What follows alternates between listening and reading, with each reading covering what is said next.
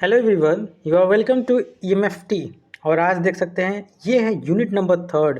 तो one after one unit first हमने upload किया, यूनिट टू हमने अपलोड किया, आज यूनिट थ्री हमने अपलोड किया।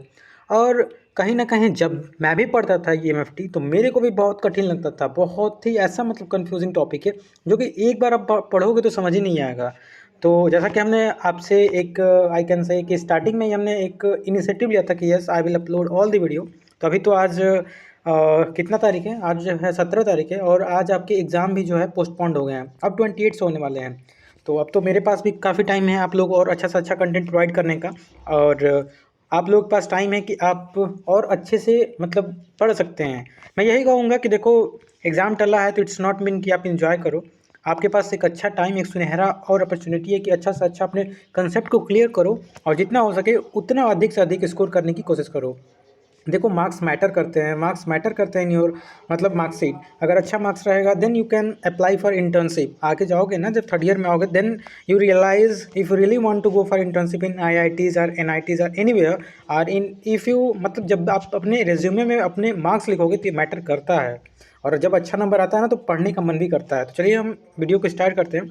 और अभी तक जो भी हमने 2 यूनिट पढ़ मतलब आपको बताया है, जो first unit and second unit, मुझे उम्मीद है कि आप लोगों को समझ में आ रहा होगा, समझ में आ रहा होगा। I am writing in Hindi because I know very well कि देखिए, वन शॉट मीन्स मैं लेक्चर तो वीडियो प्रोवाइड नहीं कर रहा हूँ।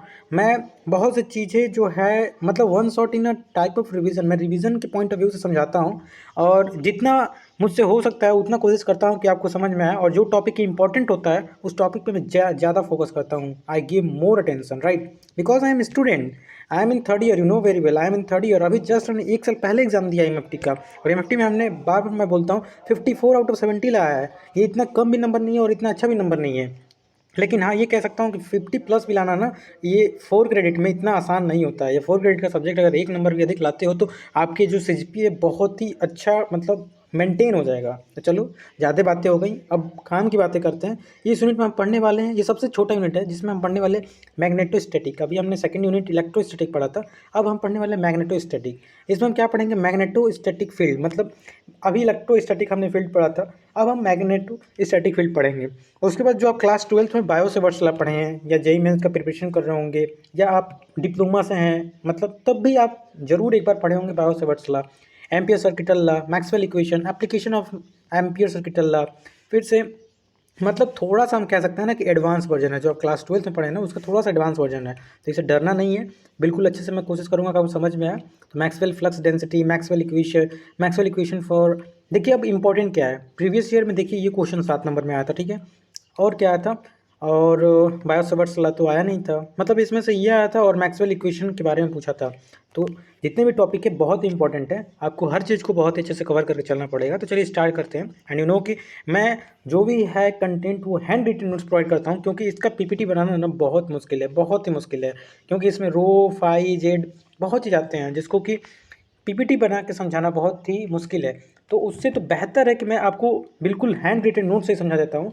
और handwritten notes is one of the मतलब क्या ही कह सकता हूँ, इससे अच्छा कुछ हो ही नहीं सकता। तो चलिए हम चलते हैं मैग्नेटोस्टैटिक फील्ड। सबसे पहले हम पढ़ते हैं कि static magnetic field are characterised by H and B। देखो, अभी तक हम इलेक्ट्रिक फील्ड में इलेक्ट्रिक फील्ड इंटेंसिटी को E से डिनोट कर रहे थे, अब मैग्नेटिक फील्ड इंटेंसिटी को हम H से डिनोट करेंगे। ये फ्लक्स डेंसिटी है, इलेक्ट्रिक फ्लक्स डेंसिटी को हम D से डिनोट कर रहे थे, मैग्नेटिक फ्लक्स डेंसिटी को B से डिनोट कर रहे थे। तो मैं एक साधारण सा चीज़ कहूँगा ना, साधारण सा बिल्कुल सिंपल कहूँगा कि अगर आपने सेकेंड यूनिट बढ़िया से पढ़ा है ना, थर्ड यूनिट कुछ नहीं है, totally related to each other. ऐसा क्लास 12th में पढ़ रहे होंगे, तो जब इलेक्ट्रिसिटी के बारे में पढ़ते हैं, जब इलेक्ट्रिक वाला फर्स्ट और सेकेंड यूनिट पढ़ते हैं तो third and fourth unit automatic cover हो जाता है। क्योंकि इलेक्ट्रिक मतलब इलेक्ट्रोस्टैटिक है वो टोटली को रिलेटेड विद मतलब magnetostatic field, but little bit just difference is H and यहाँ पे B लिखेंगे। यहाँ पे मैग्नेटिक फील्ड इंटेंसिटी हो जाएगा, यहाँ पे flux density magnetic flux density हो जाएगा, और कुछ नहीं है, सब को रिलेट टू ईच अदर है। तो यही लिखा हुआ है, there are similarity and dissimilarity between the magnetic field and electric field. यहाँ लिखा है कि E डैश एंड जो ये H dash are related according to, जैसे देखिए इलेक्ट्रिक फील्ड में हम क्या पढ़े हैं, D equal to epsilon not T। तो यहाँ पे हम क्या पढ़ेंगे, बी डी जो है ना, ये डी जो है इलेक्ट्रिक फ्लक्स डेंसिटी है, ये हमारा मैग्नेटिक फ्लक्स डेंसिटी हो गया। यहाँ पे हम परमिटिविटी पढ़े, यहाँ पे परमिबिलिटी पढ़ेंगे, ठीक है। यहाँ पे हमने इलेक्ट्रिक फील्ड इंटेंसिटी पढ़ा है, यहाँ पे मैग्नेटिक फील्ड इंटेंसिटी पढ़ेंगे, यहाँ पे वेक्टर रहता है, ठीक है। तो बस इतना ही है और कुछ नहीं है। जैसे जैसे हम आगे बढ़ेंगे आपको इतना कठिन नहीं लगेगा, बहुत ही सिंपल यूनिट है, बहुत ही सिंपल, सबसे छोटा यूनिट है। चलिए आगे हम देखते हैं आगे हमारा क्या है। आगे थोड़ा सा फ़ोन आ रहा है, ये देख सकते हैं आपके सर जी ही हैं कह सकते हैं। ये मतलब यूएचबी का जो भी वीडियो अपलोड करते हैं बीएसएस का भी, इनका भी वीडियो अच्छे से पढ़िए। अभी इनका फ़ोन हम डिस्कनेक्ट कर रहे हैं, पहले हम जो काम कर रहे हैं वो करते हैं, ठीक है। तो इनका वीडियो कैसा रहता है इन पर भी फीडबैक दीजिए, बहुत ही मेहनत ये भी करते हैं। एंड आप लोग का हमने पूरा इनिशिएटिव लिया है कि थर्ड जो सेमेस्टर है बीटेक का, इसमें कोई भी आपका मतलब ऐसा यूनिट या ऐसा सब्जेक्ट नहीं है जिसको हम कवर नहीं कर रहे हैं। कवर करने का हमने आपको बताया था कि हमारा भी रिवीजन हो रहा है, आपका भी काम हो रहा है, हमारा भी काम हो रहा है, सबका साथ सबका विकास। तो चलिए कुछ टर्म पढ़ लेते हैं, analogy between electric field and magnetic field. Term क्या है, सबसे पहले हम टर्म की बात करें तो इलेक्ट्रिक फील्ड और मैग्नेटिक फील्ड कैसे कोरिलेटेड टू ईच अदर है उसको समझते हैं। सबसे पहले देखिए बेसिक ला क्या है। देखिए हम जो इलेक्ट्रिक फील्ड होता है ना उसमें कूलाम ला पढ़ते हैं, राइट। और यहाँ पर हम बायो सेवर्ट्स ला पढ़ते हैं। कूलाम ला में आप पढ़े होंगे कि दो चार्ज कि डायरेक्टली प्रोपोर्शनल होता है फोर्स के और इन्वर्सली प्रोपोर्शनल होता है एरिया के। तो यहाँ पे Q1 Q2 अपन 4πr² और हमारा यूनिट वेक्टर आता है। यहाँ पे mu not I D L sine theta upon 4πr²। तो ये हमारा मैग्नेटिक फील्ड में होता है। यहाँ पे हम फ्लक्स डेंसिटी पढ़ते हैं जो हमारा मतलब यहाँ पे हम क्या पढ़ते हैं, एम्पियर सर्किटल ला, यहाँ पे गास ला पढ़ते हैं। ये हमारा डी मतलब जो होता है ये डेंसिटी को डिनोट करता है, ये डी जो एरिया को डिनोट करता है। और ये हमारा चार्ज इनक्लोज, यहाँ पे क्या है एच, और ये डी एल मतलब डी एल लेंथ को डिनोट करता है, और आई इनक्लोज, यहाँ पे चार्ज इनक्लोज है, यहाँ पे आई इनक्लोज है। तो यही है, all is related to each other, okay. तो यूनिट में लास्ट तक मतलब बने रहिए। आई थिंक 35 से 40 मिनट में, 40 से 45 मिनट में अधिकतम हम कवर कर देंगे आपका थर्ड यूनिट। सबसे छोटा यूनिट है, हमने फर्स्ट यूनिट का थोड़ा मतलब लाइव उसको समझा दिया था तो उसमें थोड़ा क्वालिटी ख़राब है, लेकिन सेकंड यूनिट पढ़िए, सेकंड यूनिट बहुत ही समझाया है। और सेकंड यूनिट में जो बाउंड्री कंडीशन है उसको मत छोड़ना भाई, फिर एक बार बोल रहा हूँ, ठीक है। तो फोर्स ला पढ़ेंगे, फोर्स जो इलेक्ट्रिक फील्ड होता है F = Q ही होता है। यहाँ पे क्या होता है F = Q U cross B हो जाता है। सोर्स एलिमेंट यहाँ पर DQ होता है, और यहाँ पे IDL होता है हमारा मैग्नेटिक फील्ड में, ठीक है। फील्ड इंटेंसिटी इक्वल टू इतना होता है, इसमें H = I/L होता है। फ्लक्स डेंसिटी मतलब जानते हैं एरिया से जब मतलब किसी भी चीज़ को फ्लक्स को जब डिवाइड करते हैं तो क्या हो जाता है हमारा इलेक्ट्रिक फ्लक्स डेंसिटी D से यहाँ B से डिनोट करते हैं, बस वही है और कुछ नहीं है। All is related to each other, जहाँ डी यहाँ पे इलेक्ट्रिक मतलब ये जो है फ्लक्स डेंसिटी है इलेक्ट्रिक फील्ड में, ये मैग्नेटिक फील्ड में फ्लक्स डेंसिटी है, ये परमिटिविटी है, परमिबिलिटी है, इलेक्ट्रिक फील्ड इंटेंसिटी है, मैग्नेटिक फील्ड इंटेंसिटी है क्या, कुछ नहीं है। ये शुरू में थोड़ा तो बता रहे हैं, उसके बाद जैसे ही आगे आगे बढ़ेंगे और अच्छा लगेगा आपको, ठीक है। चलिए आगे चलते हैं, ये सब आप देख लेना, इतना अगर हम समझाने लगे तो वीडियो बहुत काफ़ी हो जाएगा। आपको हम टेलीग्राम ज्वाइन करना, PDF दे देंगे, PDF से आप अच्छे से पढ़ लेना, ठीक है। तो सबसे पहला topic bio Savart's law. Bio Savart's law is what, bio Savart's law मतलब क्या करता है, इस यहाँ पे क्या लिखा है, states that differential magnetic field, वही जो है ना एच प्रोड्यूस होन in the figure given below, मतलब यही करता है। देखो हम इलेक्ट्रिक फील्ड में कूलाम लॉ से निकालते हैं, जैसे यहाँ पे पॉइंट पी है, पॉइंट पी पे हमें क्या निकालना है, ये जो मैग्नेटिक फील्ड इंटेंसिटी हमें फाइंड करना है इनवर्ड। तो हम कैसे निकालेंगे, सबसे पहले आप जानते हैं जो हमारा मैग्नेटिक फील्ड इंटेंसिटी होता है वो directly proportional to IDL sine theta के बराबर होता है। अब ये कैसे होता है, ये आपने 12th में प्रूफ किया है, यहाँ प्रूफ नहीं करते हैं। अब हर चीज़ बताने लगेंगे तो वीडियो का लेंथ काफ़ी ज़्यादा हो जाएगा। तो हमारा मेन मोटिव है कि आपको रिवाइज़ करा देना, रिवाइज़ हम करा रहे हैं, और रिवाइज़ कराने से हमारा भी रिवीजन हो रहा है, बहुत ही अच्छा मुझे लगता है। तो DH = क्या हो जाएगा, जो इलेक्ट्रिक फील्ड डेंसिटी हम स्मॉल डिस्टेंस के लिए लेंगे, DH डिस्टेंस के लिए, तो IDL साइन थीटा r²। ये पहला हमने देखा। उसके बाद क्या होगा, DH जब मतलब कोई प्रोपोर्शनलिटी हटाते हैं तो कांस्टेंट लाते हैं K = IDL sine theta r²। यहाँ जो है K = 1/4 होगा। तो यहाँ से DH = क्या हो जाएगा, IDL साइन अल्फा या जो भी है थीटा पर 4πr²। तो फाइनली हमारा क्या हो जाएगा, वेक्टर फॉर्म में क्या लिखेंगे, DH जो है मतलब इस पर वेक्टर लगा देंगे IDL × ER और 4πr²। तो ये आप जानते हैं R = यूनिट वेक्टर होता है, R जो होता है R वेक्टर अपन इसका मैग्नीट्यूड। तो ये क्या होता है, बायो सेवर्ट्स लॉ कभी पूछ देता है, बहुत इंपॉर्टेंट होता है, इसको आप इग्नोर मत करना।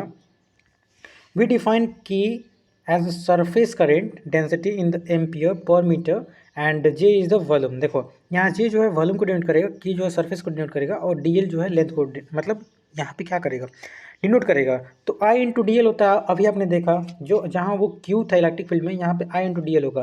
के जो है सरफेस और ये जो है डी एस सरफेस को, जे जो है वेक्टर, यहाँ पे लिखा है ना वॉल्यूम करंट डेंसिटी को ये डिनोट कर रहा है जे into D we.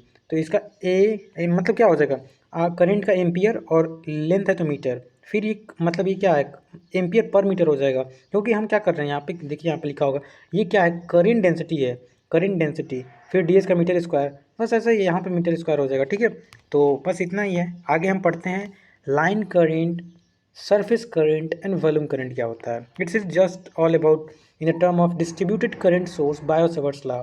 Bio-Savart's law को जब लाइन जो है current, surface current and volume current में कैसे लिखेंगे, तो ये हमारा क्या है, मैग्नेटिक फ्लक्स इंटेंसिटी है। यहाँ पे लाइन करंट के लिए देखेंगे ए लिखेंगे, सरफेस करंट के लिए लिखेंगे एस लिखेंगे, वॉल्यूम करंट के लिए लिखेंगे वॉल्यूम करंट लिखेंगे।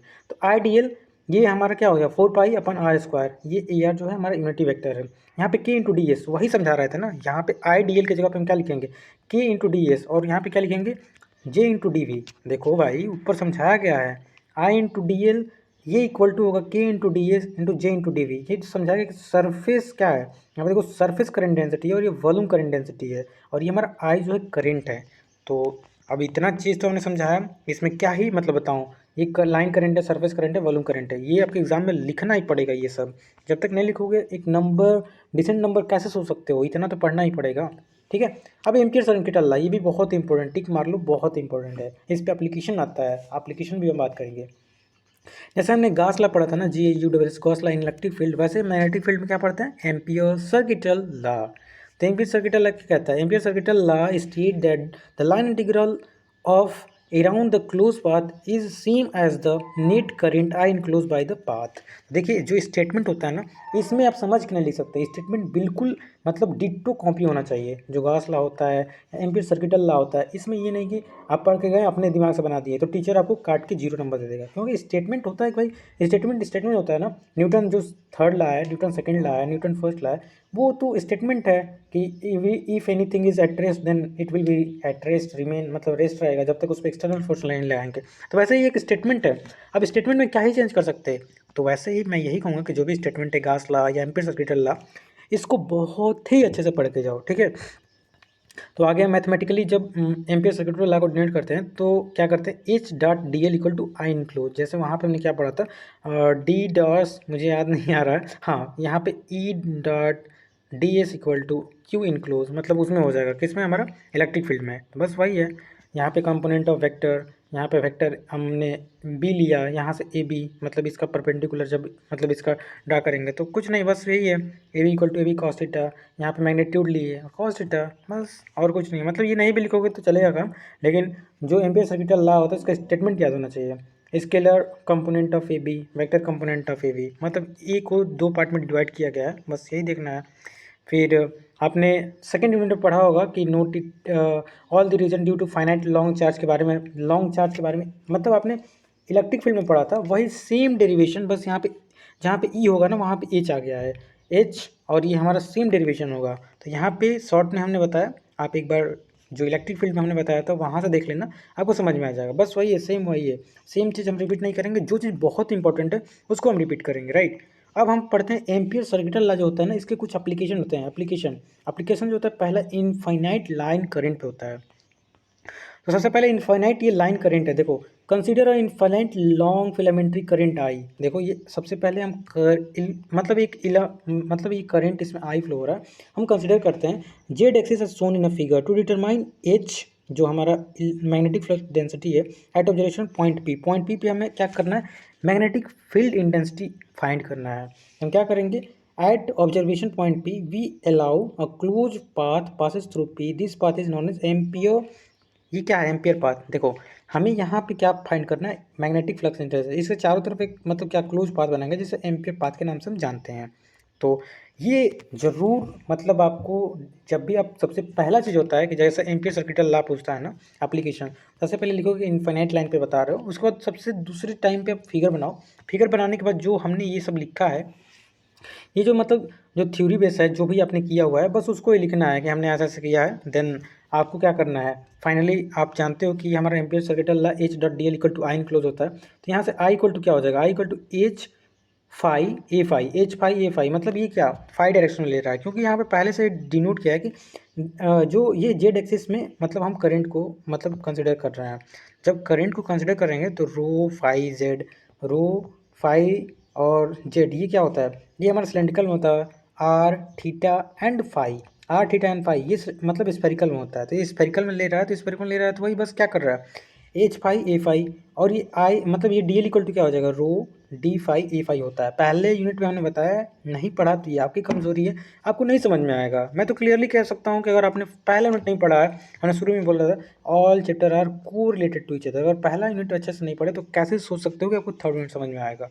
कुछ नहीं है, जो इंपॉर्टेंट है जैसे ये इंपॉर्टेंट है, अगर आपको समझ में नहीं आ रहा तो रटो और रट के एग्जाम में लिखो, यही कर सकते हो ना भाई अगर पास होना है तो। अगर पास नहीं होना है अच्छे से पढ़े होगे, जितना मैं बता रहा हूँ, अगर अच्छे से सीटी के लिए भी अगर प्रिपेयर कर रहे होगे ना, जितना मैं आपको एक गाइडेंस कह सकते हैं, एक थोड़ा सा आपको फ्लो मतलब एक क्या कहते हैं मतलब डूबते हुए नाव को सहारा देता ना, just a kind of thing I am doing. आप लोग you are my junior and I am your senior, so it's my just I can say it's my responsibility also to help you, in the sense I am just giving overview how you have to write your copy and how you make so amazing, मतलब कह सकते हैं proper way में कैसे लिखोगे, सब कुछ हम बताते हैं, क्या लिखना है क्या नहीं लिखना है। एक टीचर जो है ना, देखो आप यूट्यूब पे बहुत ही लेक्चर पढ़े हुए हैं, मतलब अगर टेक्निकल की बात करें, एमएफटी की बात करें, लेक्चर पढ़े हुए हैं, लेकिन वो टीचर हैं, उनके पास एक्सपीरियंस है कैसे मतलब क्या लिखना है, इतना तो एक्सपीरियंस है, मेरे से बहुत ज़्यादा है। लेकिन हाँ, मैं अभी स्टूडेंट हूँ, I am in third year and अभी हमने जस्ट एक साल पहले एग्जाम दिया, तो मैं जानता हूँ, एक स्टूडेंट होने के नाते मैं जानता हूँ कि हम कितना याद रखते हैं, राइट ना। हम बिल्कुल सही बोल रहे हैं, कितना हम क्या याद रख पाते हैं, क्या हम भूलते हैं। तो सब चीज़ जो हम भूलते हैं वही हम बोलते हैं, और जिस चीज़ पे हमें फोकस करना है, जो हमने एग्ज़ाम में पढ़ा है, जिसको पढ़ के मैंने अच्छा स्कोर किया है, वो टॉपिक जैसा ही आता है मैं बोलता हूँ कि ये टॉपिक मत छोड़ना, इस टॉपिक पे अगर समझ में नहीं आ रहा तो रटो। तो इस वजह से मैं कह सकता हूँ कि मैं जानता हूँ अभी मैं पैसेंस रख रहा हूँ, I am keeping patience. I know कि अभी मेरे वीडियोज़ पे अच्छा खासा रिव्यू नहीं आ रहा है, लेकिन यही अगर आपको देखना है तो थर्ड ईयर के जाकर देखो। थर्ड ईयर में जब मैं पढ़ रहा था, अभी मैं मशीन सेकेंड जो भी है, अब जब फिफ्थ सेमेस्टर में आओगे तो आप देखना, पहले से मैंने वीडियो लेक्चर अपलोड किया है, तो उस समय मैं थोड़ा और ज़्यादा मेहनत करता था, क्योंकि जब मैं प्रिपेयर कर रहा हूँ उसी एग्ज़ाम का, और उसी एग्ज़ाम को थोड़ा और डीपली जाके मैं समझाता था।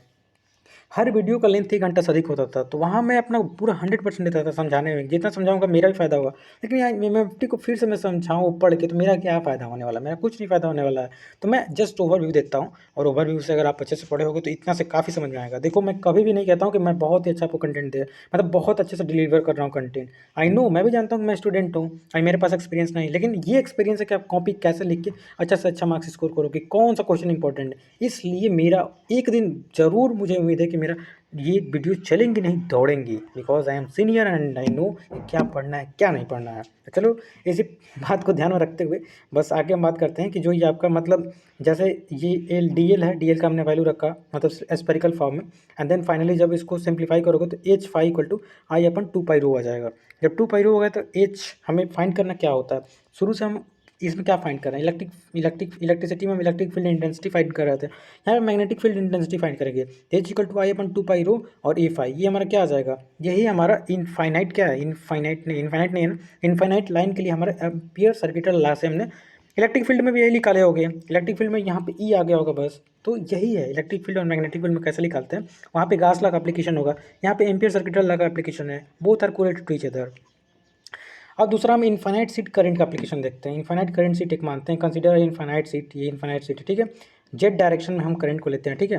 यहाँ हम इनफाइनाइट सीट है ना, तो यहाँ पे हम कंसीडर करते हैं, देखो यहाँ से चलते हैं 1 2 3 4, ये 1 2 3 4 लिखा है ना, यहाँ से यहाँ डिस्टेंस हम पहले कंसीडर करते हैं कि यहाँ से यहाँ डिस्टेंस जो 3 से 4 है वो ये है, और जो 2 से 3 है वो बी है। डायरेक्शन इंपॉर्टेंट है, डायरेक्शन इंपॉर्टेंट, देखो यहाँ से चल रहे हैं और ऐसे जा रहे हैं, डायरेक्शन इज रियली इंपॉर्टेंट। जब तक डायरेक्शन नहीं समझोगे इसका डेरिवेशन समझ में नहीं आएगा। सब कुछ वही लिखा है कि देखो consider an infinite current sheet Z equal to zero, Z plane में जीरो है, if the sheet have uniform current तो डेंसिटी के इक्वल टू, हमने इतना कंसिडर किया है के वाई ए वाई। अब तो यही हमने कंसिडर किया है कि जो मतलब यहाँ पे सीट की जो क्या है, यहाँ पे सीट की क्या है, यहाँ पे देखो सीट है वह यूनिफॉर्म करंट, हमने करंट को कंसिडर किया है। तो फिर इसका भी हम क्या करेंगे, इसका भी हम जो एम्पियर सर्किटल लॉ होता है H dot D L equal to I enclose, यहाँ से मतलब एप्लीकेशन है ना, देखो उसी का एप्लीकेशन का यूज करके ना हम इनफाइनाइट सीट जो है, इनफाइनाइट सीट करंट हम फाइंड करेंगे। क्या करेंगे हम, मैग्नेटिक इंटेंसिटी हम फाइंड करेंगे। तो फिर से वही करेंगे, देखो हम एच फाइंड करेंगे, एच ए एक्स और एच ए मतलब A X minus Z greater than equal to zero. Z जब जीरो से बड़ा होगा तो प्लस में वैल्यू आएगा, जब जेड जीरो से मतलब कम होगा तो निगेटिव में वैल्यू होगी, जाहिर सी बात है भाई। देखो यहाँ पे हमें एच निकालना है, जब एच निकालना है तो जेड प्लेन में हमारा निकालना है, तो जेड जब ग्रेटर होगा तो प्लस में वैल्यू आएगी, और जेड जब निगेटिव होगा तो हमारा माइनस में वैल्यू आएगी। That simple, nothing more thing. अब यहाँ से हम क्या करेंगे, एच डॉट डी एल निकालने के लिए हम आई इंक्लोज जो है 1 से 2 एक बार लेंगे, इंटीग्रेशन 2 से 3 लेंगे, 3 से 4, 4 से 5, H dot D L, right. तो यहाँ से देखो हमें एच डॉट डी एल देखना है, तो सबसे पहले देखो फर्स्ट में देखते हैं हमारा एच जो है जेड डायरेक्शन में नहीं है, हमारा जो है देखो ये हमारा 1 से 2 आएंगे, 1 से 2 आएंगे तो हमारा डायरेक्शन जो है देखो, सबसे पहले हम कहाँ से जा रहे हैं, हम जा रहे हैं 2 से 1, सबसे पहले हम 2 से 1 जा रहे हैं, फिर 3 से 2 जा रहे हैं, 3 से 4, 4 से 1, तो देखो 2 से 1 हम जा रहे हैं, 1 से 2 कंसिडर कर रहे हैं, 1 से 2 सॉरी 1 से 2, तो 1 से 2 जो है देखो ये डायरेक्शन हमारा ऐसे है, 1 से 2 जब जाएंगे तो निगेटिव डायरेक्शन में जा रहे हैं ना, हम तो ऐसे जा रहे हैं लेकिन निगेटिव डायरेक्शन में जा रहे हैं, जब निगेटिव डायरेक्शन में लेंगे तो हमारा जीरो मतलब माइनस में वैल्यू आएगा, लेकिन यहाँ पे जो ये फील्ड है, फील्ड जो है इस डायरेक्शन में है, ठीक है, इसलिए क्या हो जाएगा, इसके मतलब सेम वे में नहीं है, तो इसलिए यहाँ पे एच जो है जगह जीरो हो जाएगा, वही यहाँ पे लिखा है हमने कि ये हमारा 1 से 2 में जीरो हो जाएगा, और डायरेक्शन अपोजिट है तो माइनस से हो जाएगा। अब एच नॉट जो होगा 2 से 3, 2 से 3 देखो, अब जब 2 से 3 यहाँ पे हम चलेंगे, 2 से 3, 2 से 3 सेम डायरेक्शन, मतलब यहाँ पे भी opposite direction, sorry opposite direction है, अपोजिट डायरेक्शन है, नहीं सेम डायरेक्शन है, सॉरी हम यहाँ से चल रहे हैं, देखो यहाँ से चल रहे हैं ऐसे, तो 1 से 2 जो है मतलब ये तो हमारा इसके अपोजिट हो गया। अब यहाँ से हम यहाँ जा रहे हैं 2 से 3, तो 2 से 3 में हमारा सेम डायरेक्शन है, देखो 2 से 3 में हमारा फिर से यहाँ पे निगेटिव डायरेक्शन है, क्योंकि हम उल्टा चल रहे हैं ना, देखो हम तो ऐसे चल रहे हैं, यहाँ समझना होगा मेरे दोस्त, नहीं समझोगे तो नहीं समझ में आएगा, ऐसे हम चल रहे हैं ना, ऐसे ऐसे हमने कंसिडर किया। अब हम 2 से 3 जा रहे हैं तो इसके निगेटिव जा रहे हैं, तो इसलिए माइनस लेंगे, माइनस बी और माइनस एच नॉट लेंगे, राइट, माइनस एच नॉट। तो वैसे ही जो भी पॉइंट है, जैसे यहाँ पे जीरो हो जाएगा, यहाँ पे माइनस ए हो जाएगा, यहाँ minus H not minus B, फिर जब 3 से 4 जाएगा तो ये जीरो वैल्यू आ जाएगा, ये पॉजिटिव आ जाएगा, फिर ये क्या हो जाएगा माइनस में आ जाएगा, और एच नॉट हमारी आ जाएगी। तो यहाँ से हमारी वैल्यू लास्टली हमारा क्या आ जाएगा, जब ये दोनों कैंसिल हो जाएंगे, ये 2 एच नॉट आ जाएगा, 2 एच नॉट बी आ जाएगा हमारी वैल्यू। तो एच डॉट डी एल जब इनफाइनाइट सीट के लिए निकालेंगे ना, यूनिफॉर्म सीट है ना, यूनिफॉर्म सीट है, सॉरी एक मिनट देख लेते हैं, यूनिफॉर्म सीट, हाँ इनफाइनाइट सीट करेंट के लिए निकालेंगे, तो फ्रॉम इक्वेशन 1 एंड 2, जो हम इक्वेशन नंबर ये 2 कंसिडर किए हैं और 1 कंसिडर किए हैं, जब इससे कंपेयर करेंगे ना तो लास्टली हमारा जो है के वाई बी, देखो के वाई बी भैया यहाँ देखो, जो हमारा एच डॉट डी एल है वो के वाई बी हमने कंसिडर किया है, और फाइनली हम फाइंड क्या करें, H dot D L equal to 2 मतलब 2 एच नॉट बी के बराबर, तो दोनों का लेफ्ट हैंड साइड इक्वल है, देखो दोनों का लेफ्ट हैंड साइड इक्वल है, तो इसके बराबर हम इतना लिख सकते हैं ना, बस वही किए हैं, देखो बस वही किए हैं, हमारा के वाई बी जो है 2 एच नॉट के बराबर हो गया, यहाँ से हमें एच नॉट की वैल्यू निकालना है, 1 बाई के वाई निकल गया। अब यहाँ से 1/2 के वाई जो है, अभी आपने देखा कि हमने क्या किया था, हमने कंसीडर किया था कि एक जो है पॉजिटिव डायरेक्शन होगा और एक जो निगेटिव डायरेक्शन होगा, तो वही एच को हमने 2 पार्ट में डिवाइड कर दिया, एक निगेटिव एक पॉजिटिव वैल्यू में एक्स कैप, और एक जो है -1/2 के वाई मतलब निगेटिव डायरेक्शन में। तो फाइनली जो हमारा यहाँ पे एच जो हमारा मैग्नेटिक फील्ड निकालना है इंटेंसिटी 1/2 के ए एन कैप लिख लेंगे, यही हमारा फाइनल वैल्यू होता है। यूनिफॉर्म जो है, यूनिफॉर्म है ना कि क्या है, इनफाइनाइट सीट के लिए, इनफाइनाइट सीट करंट के लिए हमारा क्या होगा, लास्टली हमारा फाइनली वैल्यू जो होगा electric field magnetic field intensity equal to क्या हो जाएगा 1/2 के ए एन कैप, ये हमारा क्या हो जाएगा, ये इनफाइनाइट सीट के लिए हो जाएगा, इनफाइनाइट सीट के लिए। और जब इनफाइनाइट लॉन्ग करंट के लिए निकालेंगे, इनफाइनाइट लॉन्ग करंट के लिए, तो हमारा क्या हो जाएगा, एच इक्वल टू क्या आ रहा है, एच इक्वल टू 1/2 पाई रो। तो ये दोनों बहुत ही इंपॉर्टेंट है, क्योंकि देखो ये दोनों जो है ना application of ampere circuit law है, application of ampere circuit law, ampere circuit law equal to H dot D L equal to Y enclose आपने देखा, तो हमने एप्लीकेशन इसका इस्तेमाल करके, इसे यूज करके हमने infinite current, infinite line current का एच नॉट निकाला, फिर से इनफाइनाइट सीट करंट हमने निकाला। तो बस यही है, इसमें बताओ क्या नहीं समझ में आया, पहले 1 से 2 इंटीग्रेट करेंगे, 2 से 3, 3 से 4, और बस देखेंगे कि कहाँ पे हमारा वैल्यू निगेटिव आ रहा है, कहाँ पे एच नॉट की वैल्यू जीरो है, बस वैसे हम मतलब सब कुछ लिखेंगे, ये 0 0 कैंसिल हो गया, ये 2 ना 8 बराबर हो गया, लेफ्ट हैंड साइड बराबर करेंगे, राइट हैंड बराबर आ जाएगा, हमारा लास्टली हमारा फाइन वैल्यू हो जाएगा, बस इतना ही है। अब बताओ क्या नहीं समझ में आया, थोड़ा सा इसको जब मतलब इसे ज़्यादा ही कठिन समझ ले तो आई डोंट नो, मैं भी कठिन समझा था, लेकिन जब हमने पढ़ने लगा ना तो बहुत ही आसान हो गया। अब पढ़ते हैं Gauss law for magnetic field. देखो गाउस लॉ जो होता है ना मैग्नेटिक फील्ड के लिए B dot D S equal to zero होता है। अब ये क्यों होता है जीरो? क्योंकि देखो मैग्नेटिक डाइपोल होता है ना, इलेक्ट्रिक डाइपोल आपने पढ़ा होगा कि प्लस माइनस दो चार्ज के बीच में जब जो डिस्टेंस होती है उसे मैग्नेटिक डाइपोल मूवमेंट कहते हैं, जो भी हो, तो वो एग्जिस्ट करता है। लेकिन अगर हम मैग्नेटिक फील्ड की में बात करें, मैग्नेटिक फील्ड में यहाँ पे एग्जिस्ट ही नहीं होता है, ऐसा हो ही नहीं सकता कि मतलब ये देखो यहाँ पे फिगर से भी समझाया होगा, आगे देखता हूँ। हाँ, ये इन और एस कोई भी मतलब पोलरिटी जो होगा दोनों सेम होगा, कोई सिंगल पोलरिटी नहीं होगा। इसी कारण जो बी डॉट डी एस होगा ना यहाँ पे जीरो हो जाता है, यहाँ पे हमारा B dot D S equal to zero हो जाएगा। आगे हम पढ़ेंगे फ्रॉम डाइवर्जेंस थ्योरम आपने पढ़ा था कि जो सरफेस इंटीग्रल होता है वो वॉल्यूम इंटीग्रल में कन्वर्ट हो जाता है by putting one and two से हमारा क्या आ जाएगा B dot D L equal to, मतलब दोनों का ये साइड मतलब बराबर है, बी साइड देखो बी डॉट डी एस। अब यहाँ पे B dot D S equal to zero, B dot D S बराबर इतना का स्टोक्स, मतलब ये जो हमारा डाइवर्जेंस लाया इन दोनों को जब इक्वेट करेंगे तो इतना बराबर जीरो आएगा। जब इतना बराबर जीरो आ जाएगा तो हमारा फाइनली जो ये मतलब जो है ना डेल बोलते हैं शायद, हाँ डेल ही बोलते हैं, del dot B equal to zero आ जाएगा ऑन कंपेयरिंग। ये मैग्नेटिक फील्ड डाइवर्जेंस लेस होता है, ठीक है। तो ये हमने देखा जो है Gauss law from magnetic field. आगे हम देखते हैं जो मैग्नेटिक फ्लक्स डेंसिटी होता है ना, magnetic flux density B is similar to the electric flux density D, हमने पहले ही बताया था। D equal to E not, मतलब डी जो होता है ना ई साइलेंट नॉट टी के बराबर होता है, वही हमने बताया था कि यहाँ पे शुरू में ही हमने समझाया था कि जो बी होता है यहाँ पे, वहाँ पे इलेक्ट्रिक फील्ड में एकदम स्टार्टिंग में हमने समझाया था कि जो इलेक्ट्रिक फील्ड डेंसिटी होता है यहाँ पे जो होता है मैग्नेटिक फील्ड डेंसिटी हो जाएगा। यहाँ पे परमिटिविटी होता है, परमिबिलिटी होता है, यहाँ पे इलेक्ट्रिक फील्ड इंटेंसिटी होता है मैग्नेटिक फील्ड। तो वही यहाँ पे लिखा है कि अकॉर्डिंग टू दैट हम मैग्नेटिक फ्लक्स डेंसिटी फाइंड करते हैं। तो बस यहाँ पे म्यू नॉट की वैल्यू जो होता है, वहाँ पे एप्सिलॉन नॉट की वैल्यू जो होता है 8.85 होता है 10⁻²। यहाँ पे म्यू नॉट की वैल्यू जो होता है परमेबिलिटी की वैल्यू 4π 10⁻⁷ हेनरी पर मीटर होता है। जब आगे हम क्या करेंगे, जब इक्वेशन मतलब magnetic flux through the surface is given by phi equal to B dot D S के बराबर होगा, you know very well, I know. तो आगे हम जब बात करेंगे तो we are the magnetic flux phi, मतलब फ्लक्स जो होता है उसको वेबर में मेजर करते हैं, and magnetic flux density weber पर मीटर स्क्वायर, डेंसिटी मतलब एरिया से डिवाइड कर देंगे तो इसलिए मीटर स्क्वायर आ गया, और ना टेस्ला, ठीक है। और टेस्ला वेबर पर मीटर को टेस्ला के नाम से हम जानते हैं। तो बस इतना ही है। आगे हम बात करें कि it is not possible to, वही हमने बोला कि देखो यहाँ पे बहुत ही क्लियरली मेंशन है, it is not possible to have isolated magnetic pole.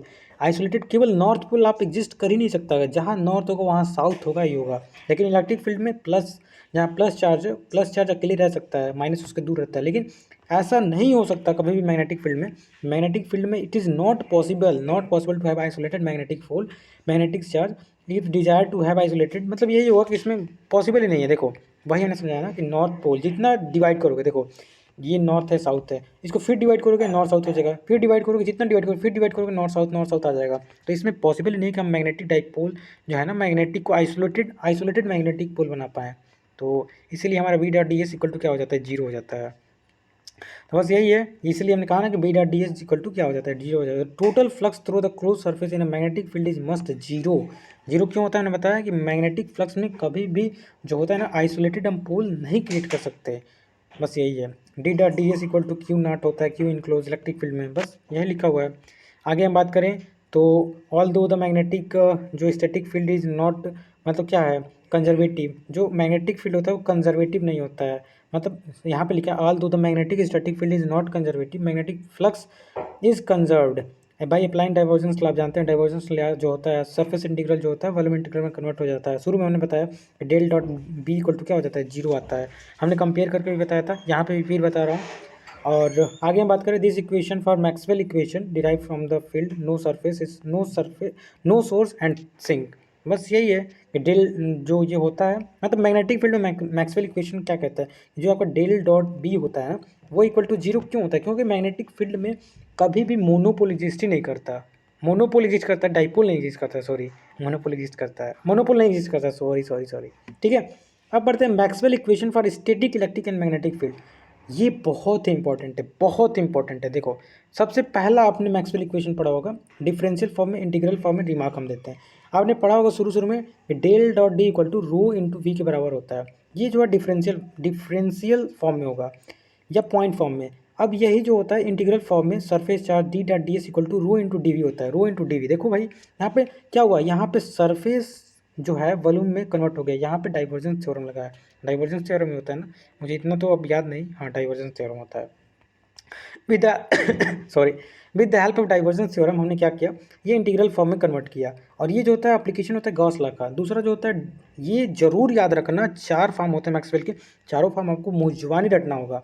Del dot B equal to zero होता है, ये होता है डिफरेंशियल फॉर्म में। अगर हम इंटीग्रल फॉर्म में बात करें तो ये सरफेस जो होता है B dot D S equal to zero होता है। Non existent of magnetic monopole, शुरू में हमने बताया था, अब भी जस्ट हमने बताया कि डिफरेंशियल फॉर्म में ये क्यों होता है, क्योंकि हमारा एग्जिस्टेंस ऑफ मोनोपोल एग्जिस्ट ही नहीं करता। जब एग्जिस्ट नहीं करेगा तो क्या होगा, ये जीरो के बराबर ही होगा। क्योंकि अभी हमने left hand side right hand side कैसे हमने लाया ये आपको समझाया। फिर से बताऊँ, इतना मेरे पास टाइम नहीं क्योंकि मुझे भी पढ़ना है, बस समझा दे रहा हूँ। Del dot E equal to zero आपने शुरू में पढ़ा होगा, यहाँ पे ई डॉट डी एल हो जाएगा हमारा, मतलब ये इंटीग्रल फॉर्म में conservative nature of electric static field होता है। एंड फाइनली आप जानते होंगे, ये हमने शुरू में ही समझाया था कि जो डेल क्रॉस एच होता है वो जे वेक्टर के बराबर होता है। तो यहाँ पे अगर वेक्टर मतलब अगर इंटीग्रल फॉर्म में देखें तो H dot D L equal to क्या हो जाएगा, ये line integral equal to surface integral जो होता है जे डॉट डी एस। अभी हम एम्पियर सर्किट जस्ट अभी पढ़े हैं, उसका एप्लीकेशन है। तो बस यही है कि हमारा जो मैग्नेटिक फील्ड होता है नॉर्थ से निकलता है साउथ से जाता है, बस यहाँ पे यही दिखाया हुआ है। अब last topic of this unit, it's really important. पिछले मतलब यूनिट में पिछले साल आया था, तो इस बार थोड़ा कम चांस से किया है, लेकिन आप छोड़ नहीं सकते। Magnetic scalar and vector potential. To define magnetic scalar potential V M से हम डिनोट करते हैं मैग्नेटिक स्केलर पोटेंशियल को, एंड और वेक्टर ए से हम डिनोट करते हैं। It involve recalling to improve identity. मतलब ये देखो, यहाँ पे सबसे पहले आपको समझना होगा, आप शुरू में ही पढ़े होंगे, आपको बिल्कुल याद होगा कि जो मैग्नेटिक फील्ड इंटेंसिटी होता है वो माइनस बी एम के इक्वल होता है if J equal to zero. यहाँ पे क्या है, जे इक्वल टू जब जीरो होता है, ये हमारा थर्ड इक्वेशन हो गया। तो फाइनली जब होता है ना जे इक्वल टू जो डेल क्रॉस एच होता है, वो यहाँ पे जो हमने एच का वैल्यू है यहाँ पे जब पुट कर देंगे तो ये भी इक्वल टू जीरो का वैल्यू जीरो के बराबर हो जाएगा। एक बार ज़रूर आपको समझना होगा, नोट्स देखना होगा। नोट्स में थोड़ा सा गलती हो गया है, फिर से इसको सुधार किया गया है। ये मेरा नोट्स नहीं है, मैंने अपने फ्रेंड से हेल्प मांगा है, उनका नोट्स है, तो उनके लिए मैं थैंक यू कहना चाहूँगा। उनके नोट्स हम बना रहे हैं, क्योंकि मैंने तो नोट्स ही नहीं बनाया था, मैंने बस पढ़ा हुआ था। तो अगर मैं इसका पीपीटी बनाता तो बहुत टाइम लगता। तो चलिए कोई नहीं, वी शुड हैव टू, मतलब अब ये हमारे जो सर पढ़ाते हैं उन्होंने थोड़ा क्रॉस वेरीफाई किया है, क्योंकि उनके पास नोट्स है, हमने उनसे नोट्स मांगा है। सोचो मैंने उनसे नोट्स मांगा, आपके लिए मैं कितना मेहनत कर रहा हूँ, लेकिन आप लोगों का सपोर्ट जो है बिल्कुल ही ना के बराबर है। आई डोंट नो वाई, क्या समझ में नहीं आता है, क्या आपको समझ में क्यों नहीं आता है? अगर आप पढ़ेंगे तब तो समझ में आएगा, पढ़े ही नहीं, डायरेक्ट मेरा वीडियो ओपन करके सोचोगे कि पढ़ाने ही नहीं आ रहा, समझाने ही नहीं आ रहा, तो ये आपकी मूर्खता है, कह सकता हूँ मूर्खता। क्योंकि जब तक आप पढ़ोगे नहीं समझ में कैसा है। हमने 3-3 बार 4-4 बार पढ़ा था, तब जाकर समझ में आया, तब जाकर कहीं 54 मतलब 50 प्लस नंबर लाया। अदरवाइज इतना आसान नहीं है मिट्टी में स्कोर करना। तो we should also note that the V M जो होता है, वी एम को हम क्या कहते हैं, स्केलर मैग्नेटिक पोटेंशियल। अभी आपने देखा इस ये होता है इतना, आपने देखो इलेक्ट्रिक फील्ड में समझ, अरे भैया देखो इलेक्ट्रिक फील्ड में E equal to minus D B हमने कल ही डिराइव किया था। तो यहाँ पे एच, यहाँ पे मैग्नेटिक फील्ड इंटेंसिटी, अब यहाँ पे वी जो है वी एम से डिनोट हो गया, और यही वी एम जो है इसको क्या कहते हैं, मैग्नेटिक स्केलर का नाम जानते हैं। अब एक एक चीज़ मैं समझाऊँ, लेक्चर वीडियो नहीं है ना, कैसे समझाऊँ, समझा करो।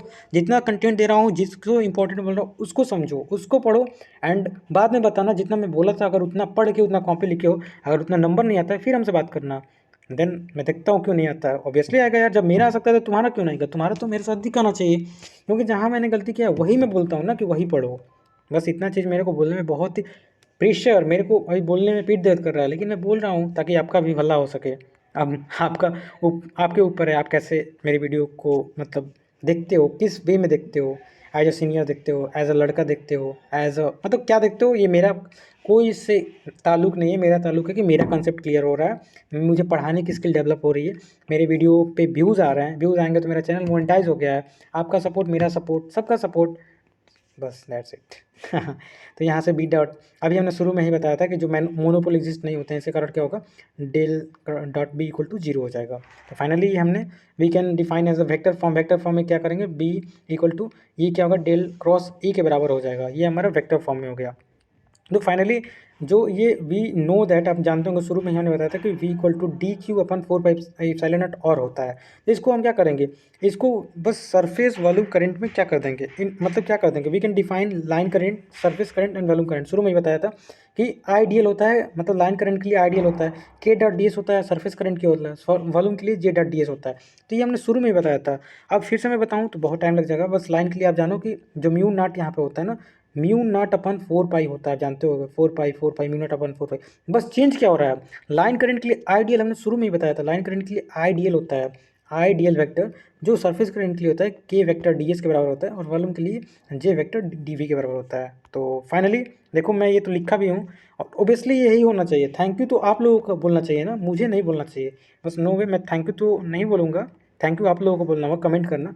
लेकिन हाँ, आपको हम बेस्ट ऑफ लक ज़रूर कह सकते हैं। और लास्टली मैं एक चीज़ ज़रूर कह सकता हूँ आपसे, वीडियो अभी तक देखे तो don't forget to like share and subscribe. Thank you.